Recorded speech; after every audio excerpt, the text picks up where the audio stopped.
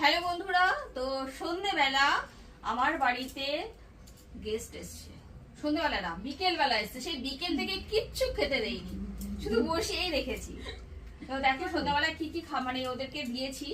চা দিয়েছি, চায়ের সাথে একটু বিস্কুট, আর বাজার থেকে বললাম কিচ্ছু আনতে হবে না, আমি হাতে করে বানিয়ে দেবো।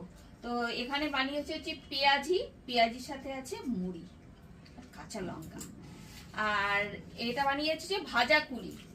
তো এই কুলিটা বানাবো বলে আমি সকাল থেকেই প্রস্তুতি নিয়েছিলাম বানাবো, আর ওরা যেহেতু এসে গেছে আর ওদেরকে ভেজে দিলাম। আমি জাস্ট এইমাত্র ভাজলাম, তো সবাই মিলে একসাথে খাবো। আমি তো খাবোই, তোমরাও শুরু করো, খেয়ে দেখো কেমন হয়েছে। তোমাদের বলে রাখি, তোমরা তো জানোই, আর যে বন্ধুরা জানো না, আমার ছোট ননদ আর আমার ননদের মেয়ে ননা, সোনা বাবা, তো রিজুকে তো চেনে, আমার বন্ধুরা সবাই চেনে, মাঝে মাঝে কমেন্ট করে রিজুকে দেখতে পেলাম না তো।